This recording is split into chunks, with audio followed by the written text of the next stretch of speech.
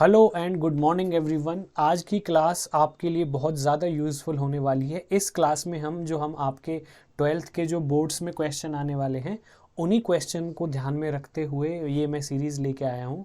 ये पार्ट 1 है, इसके बाद पार्ट 2 आएगा और इसमें से मैं बता रहा हूँ आपको सारे क्वेश्चन आपको इसी टाइप के देखने को मिलेंगे। बिल्कुल इससे बाहर कुछ नहीं आएगा। इसको एक बार पढ़ लीजिए और इस टाइप के 3-3 4-4 क्वेश्चन खुद से प्रैक्टिस कर लीजिए। क्लास को ख़त्म होने के बाद एक बार रिवाइज कर लीजिए। आपका 3D ज्योमेट्री वाला चैप्टर कंप्लीट है। इसके बाद आपको बोर्ड्स के लिए कुछ भी नहीं पढ़ना है। और ये क्लास उन एस्पिरेंट्स के लिए भी इम्पोर्टेंट है जो कॉम्पिटिटिव एग्जाम की तैयारी कर रहे हैं लेकिन उनको बेसिक्स नहीं आते हैं। तो इस क्लास से उनके लिए बेसिक्स के लिए काफ़ी यूज़फुल रहेगा। वो बेसिक्स समझ पाएंगे 3D ज्योमेट्री का और फिर एडवांस लेवल के क्वेश्चन भी कर पाएंगे अपने कॉम्पिटिटिव एग्जाम्स के लिए। और 12th के जो बोर्ड्स के बच्चे हैं ये मान लो सारे क्वेश्चन इसी से आने वाले हैं। 4 क्वेश्चन आए तो 3 क्वेश्चन इसी लेक्चर से, 3 क्वेश्चन आए तो 2 क्वेश्चन इसी लेक्चर से। इसके अलावा कुछ नहीं पढ़ना, बस इस क्लास का प्रॉपर रिवीजन और जो टाइप मैंने कराया है उसके 2-2 3-3 कम से कम क्वेश्चन आपको रिवाइज करने हैं, खुद से करके देखने हैं। क्लियर होगी बात? चलिए स्टार्ट कर लेते हैं आज का पहला क्वेश्चन। और ये क्वेश्चन सारे ऐसे हैं जो आपके कहीं ना कहीं प्रीवियस ईयर एग्जाम्स में पूछे गए हैं। चलिए देख लेते हैं पहला question. If the direction cosines of a line are k then. देखो, डायरेक्शन कोसाइंस किसी भी लाइन के, उनको हम रिप्रेजेंट करते हैं किससे? एल,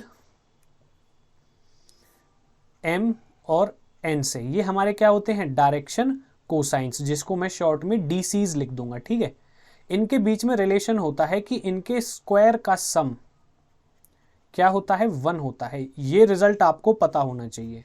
अब ये एल एम एन क्या होते हैं ये भी बता देता हूं स्टार्टिंग में ही। Cos alpha, cos beta, cos gamma.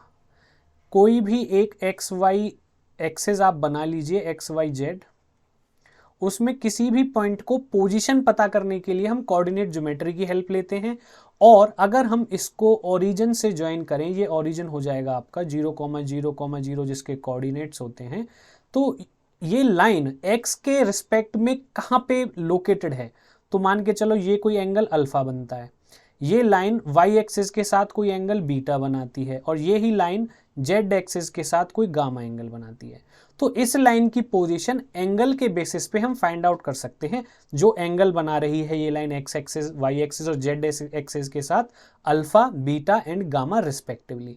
उनको कॉस, उनके अगर साथ लगा देते हैं एंगल्स के साथ तो वो क्या बन जाते हैं? डायरेक्शन कोसाइंस, क्योंकि उससे हमें डायरेक्शन पता चलती है, लाइन की, पॉइंट की या लोकेशन पता चलती है।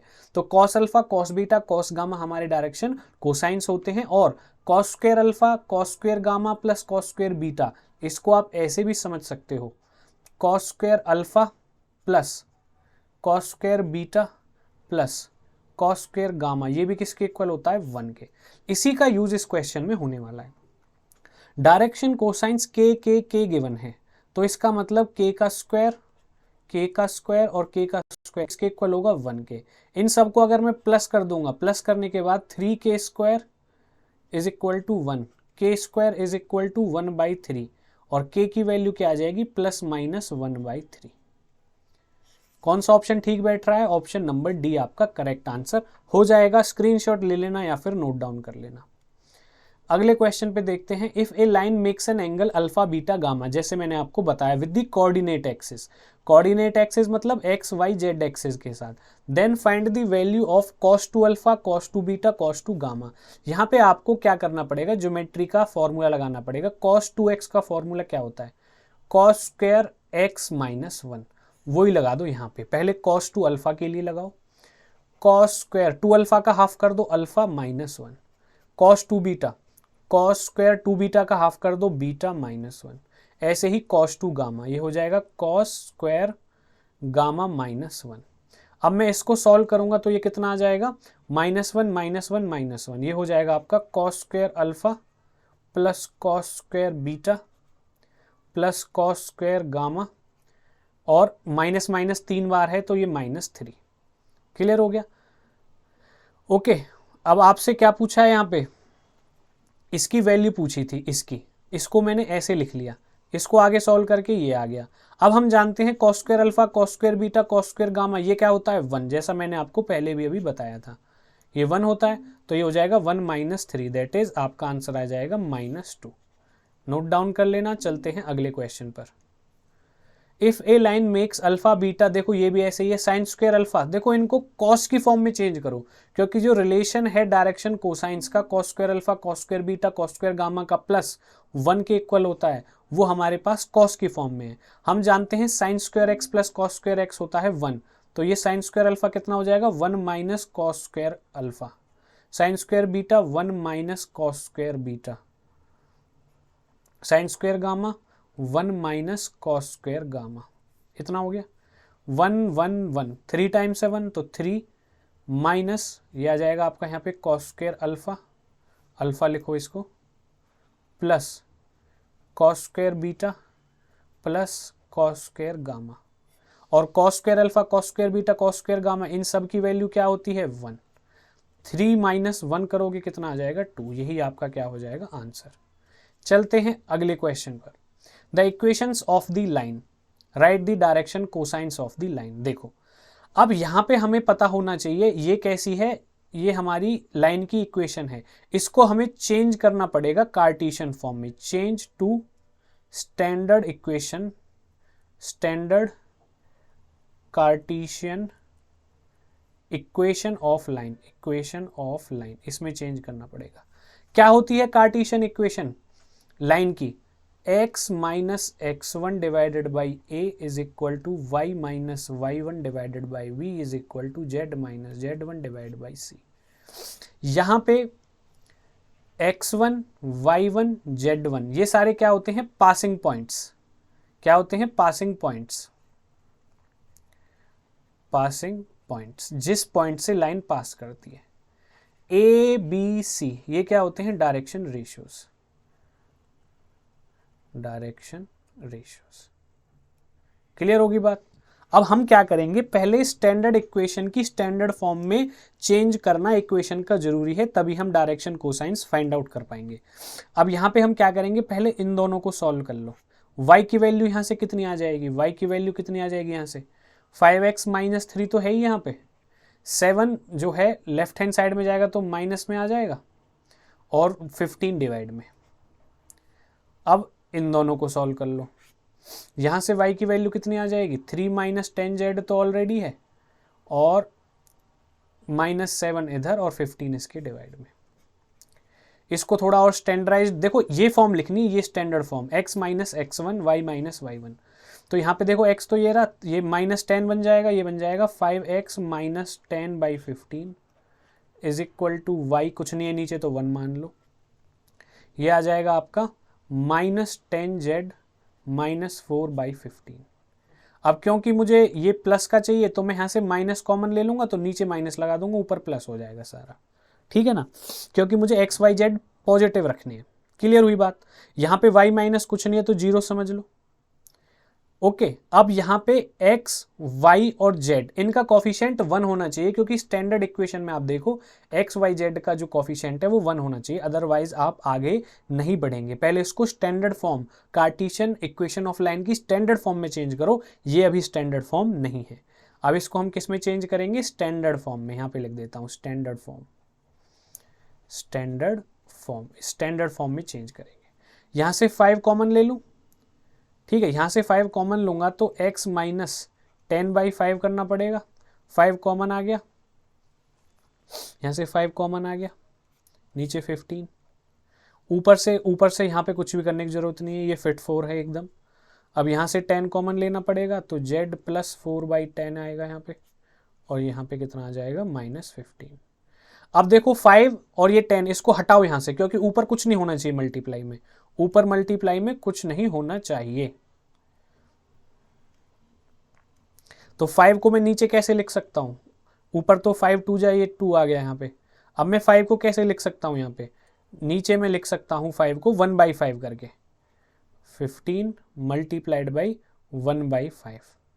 आगे y माइनस 0, नीचे कुछ नहीं आएगा। यहाँ पे z प्लस 4/10 को मैं कैसे लिख सकता हूँ 2/5 सॉरी, ये हो गया। 10 को मैं कैसे लिख सकता हूँ 1/10। इसको सॉल्व कर देंगे 3 टाइम, 2 टाइम 3 टाइम। अब ये क्या बन गया, ये बन गया x minus 2 divided by 3 is equal to Y minus 0 divide by 1 is equal to z। ये प्लस है ना, इसको आप ऐसे समझ लो। अब यहाँ पे माइनस चाहिए मुझे, तो क्योंकि मैंने दोनों वो कर दिए ना, तो यहाँ पे माइनस में -2/5 डिवाइड बाई ये आ जाएगा नीचे आपका -3/2 हो गया। अब ये स्टैंडर्ड इक्वेशन बन गई आपकी, क्या बन गई, स्टैंडर्ड इक्वेशन। अब 3, 1 और -3/2 ये क्या है मेरे पास, डायरेक्शन रेशियोज। क्या है, डायरेक्शन रेशियोज, जिसको मैं dr लिख देता हूं। अब इस dr से आपको dc's कैसे निकलेंगे, इस dr से dc's कैसे निकलेंगे, डायरेक्शन कोसाइंस कैसे निकलेंगे, कुछ नहीं है, 3 डिवाइड बाई सारे डायरेक्शन रेशियोज का स्क्वायर करके रूट कर दो, 3 स्क्वायर प्लस 1 स्क्वायर प्लस -3/2 का स्क्वायर, कॉमा 1 पॉन, ये जो आएगा इसको सॉल्व करके क्या आ जाएगा, 3 का स्क्वायर 9, 1 का स्क्वायर 1 और ये आ जाएगा 3/4, कॉमा -3/2। ठीक है, इस तरह से यहाँ पे आ जाएगा। तो यही प्रोसीजर रहेगा डायरेक्शन कोसाइंस निकालने का, मतलब डायरेक्शन रेशियोज को उनके मैग्नीट्यूड से क्या कर देना है, डिवाइड कर देना है। क्लियर होगी बात। चलते हैं अगले क्वेश्चन पे। इसी तरह से इसी क्वेश्चन को सॉल्व करेंगे। यहाँ पे भी देखो क्या करेंगे, यही चीज़ होगी यहाँ पे। पहले इसको स्टैंडर्ड फॉर्म में लिखना है, कार्टेशियन फॉर्म में। तो यहाँ से आ जाएगा x, पहले इसको करता हूँ solve, x minus B by A is equal to y. और अब किसको सॉल्व कर लो, अब इसको, यहाँ से y किसके इक्वल आ जाएगा, z माइनस डी बाई सी आ गया। और ये ऑलरेडी स्टैंडर्ड फॉर्म में है, इसको आप ऐसे भी लिख सकते हो, x minus B by A is equal to Y minus 0/1 is equal to z minus D by C. अब इसमें आपको क्या फाइंड आउट करना है, then find the point on the line. देखो पॉइंट ऑन द लाइन क्या होते हैं, जो ऊपर लिखे होते हैं, ये वाले जो लोकेशन पे लिखे होते हैं वो पॉइंट्स होते हैं उसी लाइन के, क्योंकि हम कंपेयर करेंगे इसको स्टैंडर्ड इक्वेशन से। स्टैंडर्ड कार्टेशियन इक्वेशन क्या होती है आपकी, लाइन की, ये होती है। तो यहाँ पे इनका जो साइन है उसको चेंज अगर आप करके लिख दोगे तो जो आएंगे आपके वो वही कोऑर्डिनेट्स या पॉइंट आएंगे, उस पॉइंट के कोऑर्डिनेट्स आएंगे जो इसी लाइन पे लाई करता है, जिस एक लाइन की इक्वेशन है। तो यहाँ पे हमारे कोऑर्डिनेट्स निकल के आगे, देखो यहाँ पे माइनस भी है ना, तो प्लस बी, ये 0 तो 0 ही रहेगा, माइनस डी है तो प्लस डी, बी 0 डी, ये आपके कोऑर्डिनेट्स आ गए, coordinates of the point, coordinates of the point on the line. ये चीज़ आपकी क्लियर होगी। यहाँ से माइनस क्यों आता है, क्योंकि देखो जब भी कोई पॉइंट होगा, जैसे मान के चलो ये पासिंग पॉइंट्स आपको पता है 1 2 3 है, तो आप इनको इस फॉर्म में जब लिखोगे तो x -1 divide by A, y -2 divide by B, z -3 divide by C. तो ये माइनस तो हमने इक्वेशन के लिए लगाया है, एक्चुअल में तो कोऑर्डिनेट्स प्लस में थे, इसीलिए मैंने इसके कोऑर्डिनेट्स का साइन चेंज किया है। क्लियर होगी क्वेश्चन, समझ में आया तो प्लीज़ वीडियो को लाइक करें, चैनल को सब्सक्राइब करें। चलते हैं आगे, एक क्वेश्चन और देख लेते हैं, 2023 में पूछा गया था। Find the coordinates of this point which are at a distance of √11 units from the origin. देखो क्वेश्चन की सिचुएशन को पहले हम समझेंगे कि भाई ये है एक x एक्सिस बना लो और यहाँ पे आप इसको y एक्सिस बना लो, ये z समझ लो, कोई पॉइंट है, मान के चलो यहाँ पे कोई पॉइंट है। अब इस पॉइंट का जो डिस्टेंस है ओरिजिन से वो गिवन है आपको √11, ठीक है। अब इस पॉइंट्स के, अब ये एक लाइन गिवन है, एक लाइन गिवन है आपको, ये लाइन है इस तरह से, और इस लाइन का मान के चलो ये कोई पॉइंट है, जिस पॉइंट का जो डिस्टेंस है ओरिजिन से √11 है, और इस लाइन की इक्वेशन भी आपको गिवन है x/1, इसको स्टैंडर्ड फॉर्म में x - 0/1, y - 1/2 और z + 1/2 लिख सकता हूँ, क्योंकि ये ऑलरेडी स्टैंडर्ड फॉर्म में है। और यहाँ पे क्या होते हैं, कोऑर्डिनेट्स होते हैं, हम जानते हैं। इनका साइन चेंज करके अगर मैं लिख दूंगा, यहाँ पे ये रहा 0 तो 0 रहेगा, -1 + 1 + 1 से -1, तो ये इस पॉइंट के कोऑर्डिनेट्स आ गए, ठीक है।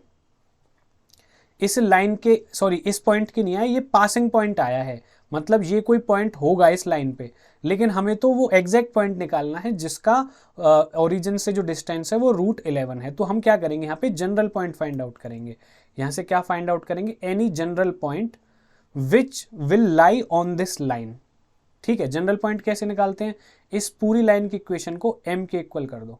तो यहाँ से x की वैल्यू कितनी निकल के आ जाएगी, m, y की वैल्यू कितनी निकल के आ जाएगी 2m+1, और z की वैल्यू कितनी निकल के आ जाएगी 2m-1। अब यहाँ पे उस पॉइंट के जनरल कोऑर्डिनेट्स आ गए आपके पास m, 2m+1 और 2m-1, जो इस लाइन पे लाई करेगा, और m की वैल्यू कुछ इस तरह से हम निकालेंगे, मतलब m की जो वैल्यू निकलेगी उसको इन कोऑर्डिनेट्स में x y z की वैल्यू पुट करके वो एग्जैक्ट कोऑर्डिनेट आ जाएगा जो इस लाइन पे लाई करेगा, और ओरिजिन से उसका डिस्टेंस √11 यूनिट्स होगा। क्लियर आई बात समझ में? तो अब डिस्टेंस फॉर्मूला लगा दो, मान के चलो वो पॉइंट यही है, ये पॉइंट है वो, और उसके कोऑर्डिनेट्स m, 2m+1, 2m-1 होंगे। डायरेक्ट ये पॉइंट्स नहीं हो सकते, क्योंकि ये पॉइंट्स तो वो पॉइंट्स हैं जो इस लाइन पे लाई करेंगे। एक लाइन पे तो बहुत सारे पॉइंट लाई करेंगे, लेकिन हमें उस पॉइंट के कोऑर्डिनेट बताने हैं जिसका डिस्टेंस √11 है ओरिजिन से। तो हमने जनरल पॉइंट फाइंड आउट कर लिया, और यहां से अब हम m की वैल्यू फाइंड आउट करेंगे डिस्टेंस फॉर्मूला से। मान के चलो ये o है, ये b है। अब BO डिस्टेंस हम कैसे निकालेंगे, क्योंकि BO डिस्टेंस ही क्वेश्चन में गिवन है √11। फॉर्मूला लगा देंगे, फॉर्मूला लगाना हम जानते हैं। ओरिजिन के कोऑर्डिनेट्स क्या होते हैं 0, 0, 0, तो m में से x में से x कोऑर्डिनेट माइनस, y में से y कोऑर्डिनेट माइनस, c में से c कोऑर्डिनेट माइनस, और सबका स्क्वायर और सबके ऊपर स्क्वायर रूट। तो m-0 का स्क्वायर प्लस 2m+1 - 0 का स्क्वायर प्लस 2m-1 - 0 का स्क्वायर, और ये किसके इक्वल हो जाएगा √11 के। स्क्वायर दोनों तरफ स्क्वायर कर देंगे तो रूट से रूट कैंसिल हो जाएगा, हट जाएगा।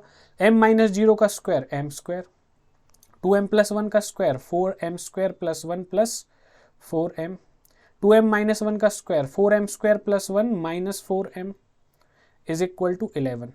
4m से 4m कैंसिल, 4m² m², कितना हो गया 9m²। क्या बच गया 1 + 1 2 राइट हैंड साइड में जाएगा, 11 में से माइनस होगा 9, m² इज इक्वल टू 1, और m की वैल्यू कितनी आ गई +-1। तो यहाँ पे आपके पास दो कोऑर्डिनेट्स आ जाएंगे। एक बार तो आप m की वैल्यू को 1 पुट करके लगाओ, क्योंकि m की दो वैल्यूज पॉसिबल हो गई ना। तो m की वैल्यू अगर आप 1 पुट करते हो तो आपके कोऑर्डिनेट्स आ जाएंगे 1, 3, 2 - 1 1। ठीक है, एक तो ये आ जाएंगे, और या फिर -1 पुट कर दो, -1, -1 और -3, ये कोऑर्डिनेट्स आ जाएंगे। क्लियर होगी बात, समझ में आए तो वीडियो को प्लीज लाइक जरूर करें। चलते हैं अगले क्वेश्चन पर। Find the acute angle between the lines.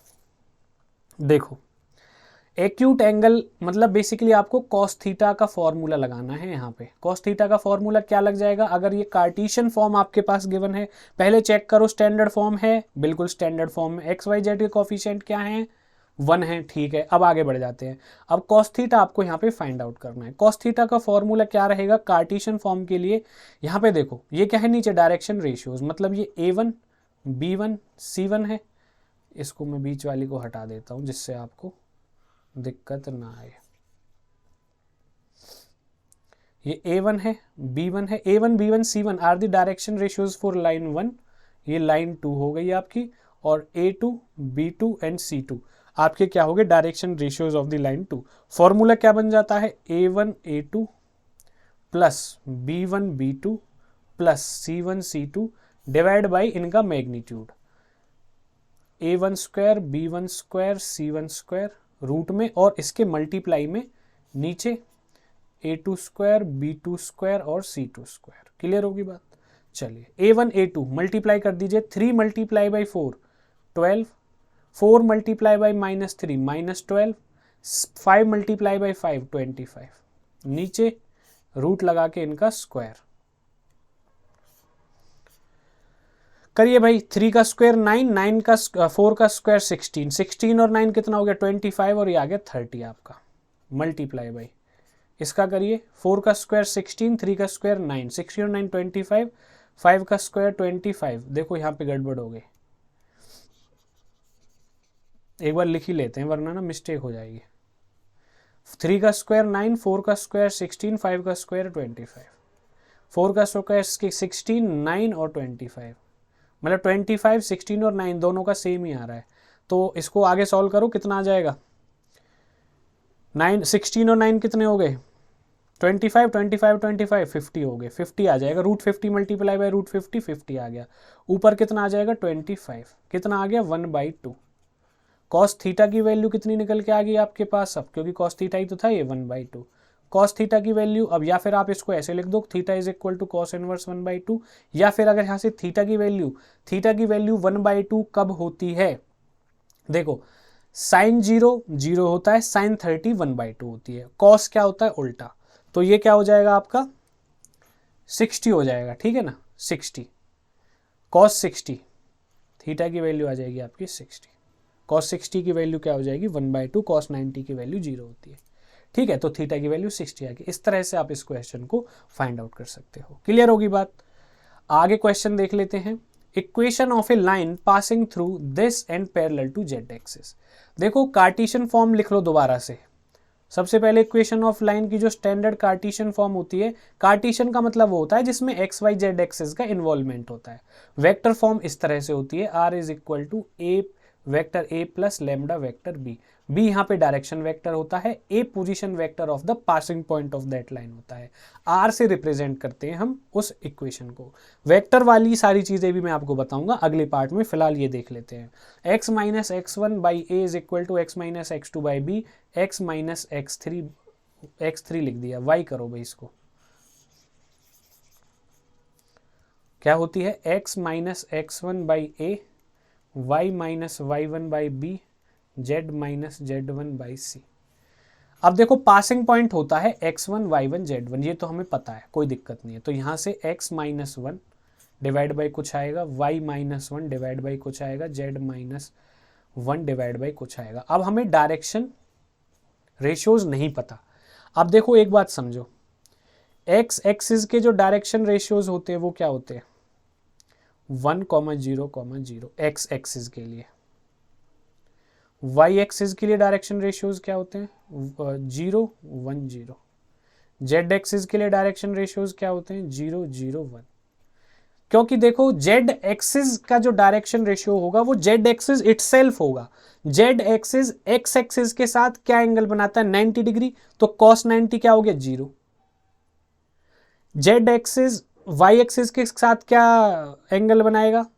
90 degree. cos 90 क्या हो गया? 0। यहां पे क्या आएगा? वो एंगल cos के साथ जो z एक्सिस के साथ बनेगा। अब z एक्सिस के साथ क्या एंगल बनाएगा? 0 डिग्री। और cos 0 क्या होता है? 1। ऐसे। तो यहां पे आपको पता चल गया z एक्सिस के, तो 0, 0, 1 ये आपकी इक्वेशन हो गई उस लाइन की जो इस पॉइंट से पास करती है और z एक्सिस के पैरेलल है। क्योंकि जब कोई लाइन z एक्सिस के पैरेलल है तो उस लाइन के डायरेक्शन रेशियोज और जिस लाइन के पैरेलल है उन दोनों लाइंस के डायरेक्शन रेशियोज क्या हो जाएंगे? सेम हो जाएंगे। क्लियर होगी बात? चलिए अगले क्वेश्चन को देख लेते हैं।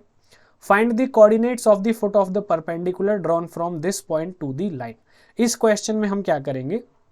देखो, क्वेश्चन समझा देता हूं मैं आपको। ये कोई पॉइंट है 2, 3, -8। इस पॉइंट से किसी एक लाइन पे परपेंडिकुलर डाला गया है। इस लाइन की इक्वेशन 4 - x, इसको स्टैंडर्ड फॉर्म में लिख देता हूं साथ के साथ। ये हो जाएगा आपका x - 4 नीचे -3, y - 0 बाई 6 और z -1 बाई -3, स्टैंडर्ड फॉर्म में लिख दिया। अब इस फुट ऑफ द परपेंडिकुलर ये होता है, फुट ऑफ द परपेंड नाम में ही है, ये इस पे परपेंडिकुलर है और जहां पे इंटरसेक्ट कर रही है 90 डिग्री का एंगल बनाने के साथ साथ वो फुट ऑफ परपेंडिकुलर होता है। इस फुट ऑफ परपेंडिकुलर के कोऑर्डिनेट्स आपको फाइंड आउट करने हैं। इस क्वेश्चन का मतलब ये होता है। वो कैसे फाइंड आउट करोगे?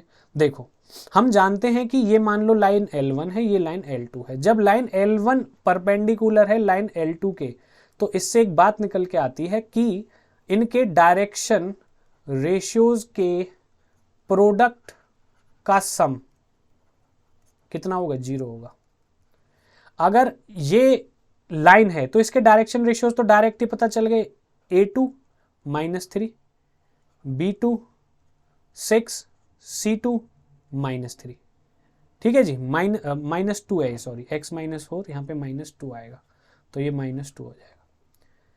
और इसके डायरेक्शन रेशियोज मान के चलो हैं A1 B1 C1, तो A1 A2 B1 B2 C1 C2, इनके प्रोडक्ट का सम कितना हो जाएगा 0। ये कॉन्सेप्ट लगेगा।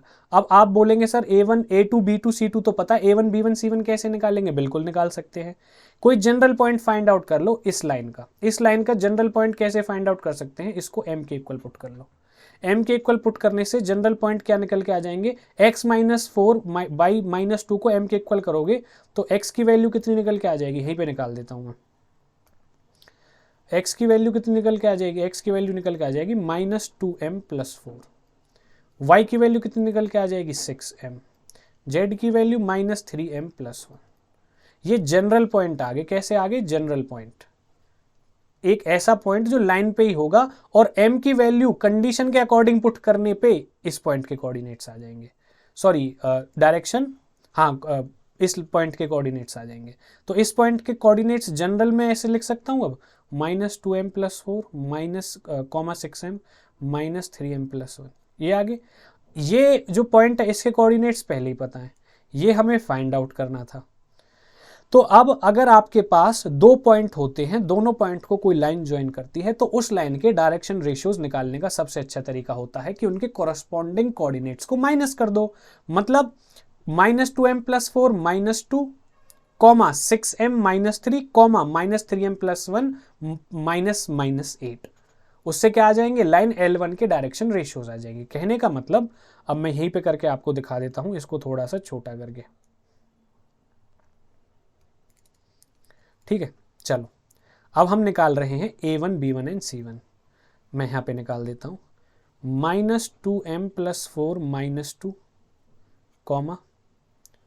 6m -3, -3m + 1 -8। ये क्या आ गए आपके? ये आ गए आपके A1 B1 एंड C1। इनका प्रोडक्ट ले लो, इसमें पुट करके A2 B2 C2 के साथ, वहां से आपके पास m की वैल्यू पता चल जाएगी। और जब m की वैल्यू पता चल जाएगी, यहाँ पे पुट कर दो, फुट ऑफ द परपेंडिकुलर के कोऑर्डिनेट्स पता चल जाएंगे। Foot of the perpendicular find out करने के लिए आपको बोला है तो कोऑर्डिनेट्स ही फाइंड आउट करने हैं। ये क्वेश्चन आप खुद से ट्राई करेंगे, पूरा प्रोसीजर मैंने आपको बता दिया, ये कंडीशन आपको बता दी। मिलते हैं आपसे अगली वीडियो में। समझ में आया तो वीडियो को लाइक करें, चैनल को सब्सक्राइब करें, कम से कम 1 या 2 बार इस लेक्चर को रिवाइज करें। लेके आऊंगा पार्ट 2 जिसमें ये चैप्टर हो जाएगा कंप्लीट आपके बोर्ड्स के लिए, और जो कॉम्पिटिटिव एग्जाम्स की तैयारी कर रहे हैं उनको बेसिक पॉइंट कॉन्सेप्ट भी उनका क्लियर हो जाएगा। ठीक है, तो चलिए आज हमने काफ़ी अच्छे क्वेश्चन डिस्कस करे, जिसमें हमने नए नए क्वेश्चन इधर उधर से डिस्कस करे हैं।